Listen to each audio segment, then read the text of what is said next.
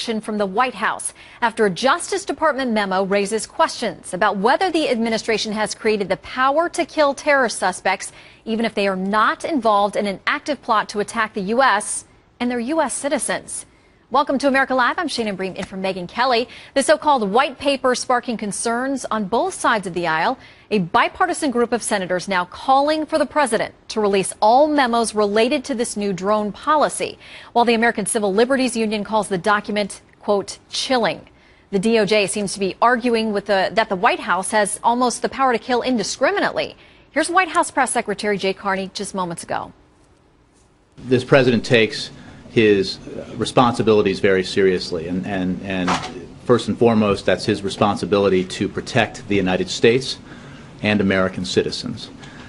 He also takes his responsibility in conducting the war against al-Qaeda as authorized by Congress in a way that is fully consistent with our Constitution and all the applicable laws.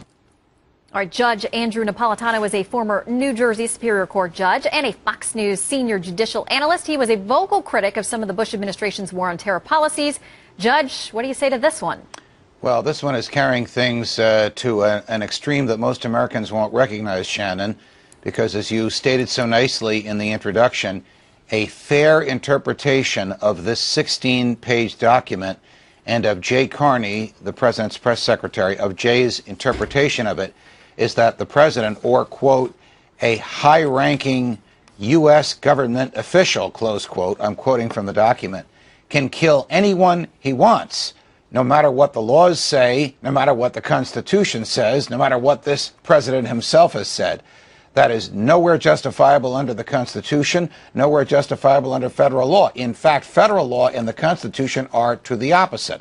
Unless you are actually pulling a trigger or within moments of pulling that trigger or dropping a bomb, the government has an obligation to do its best to arrest you and charge you with a crime and prosecute you before it can indiscriminately kill you. In the case at hand, the 3 people killed were Americans. One of them was Anwar al-Awlaki, admittedly an anti-American cleric who the government says participated in plots against us. The other was his 16-year-old son and the son's friend, neither of whom had anything remotely to do with the reason for which the drones were sent there. All right, there is this letter we mentioned. It is bipartisan. A number of top-ranking senators, Republicans and Democrats alike, have signed on to this letter to the president, essentially saying we have grave concerns about what's being outlined here. They say it's vitally important for Congress and the American public to have a full understanding of how the executive branch interprets the limits and boundaries of this particular authority. And what they're saying here is that there's a lot of wiggle room in these definitions. And when you talk about being able to kill an American citizen, as you said, without the constitutional right to face a jury and all kinds of other due process and things, there's a lot of gray area there. And even if people would argue it's useful now because of someone like Anwar al-Awlaki, you always have to think of where it leads down the line. And you and I know from law school, one of the first things you learn is the slippery slope argument. Right. Well, I think the members of Congress have a couple of concerns on their hands, on their minds. The first is your argument that this power used today against an unpopular target might be used in the future by another president against a person the president doesn't like, but as to whom there's no moral justification for pursuing whatsoever. Another concern is this 16-page white paper is written so vaguely that the logic from it could actually be extrapolated to permit the president to kill Americans here in the United States.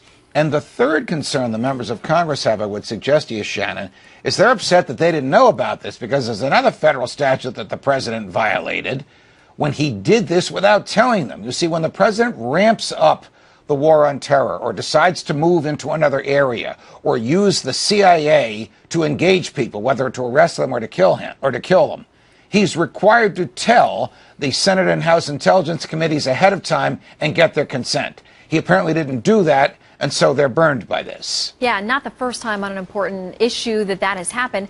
What about the fact that we have seen other memos unrelated to this out there, but the way that they classify terrorism, they also look at domestic terror issues, and there are those who, there have been memos out there, you've seen them, I've seen them, that have suggested people who have extreme religious views, people who are pro-life, Some of those people could be in some ways considered domestic terrorists. They're on watch lists, or they should be monitored by the government. I mean, how far could this be taken? Well, you know, early in this administration, Janet Napolitano, no relation, the Secretary of Homeland Security, issued a very startling memorandum. And I remember discussing it with Bill O'Reilly in a whimsical way, but it's really terrifying. The memorandum said people who are pro-life, people who believe in the right to keep and bear arms, returning veterans, people who think the government is too big and the IRS is too powerful, could be characterized as domestic terrorists. Well, that group of people could characterize 2/3 of the country.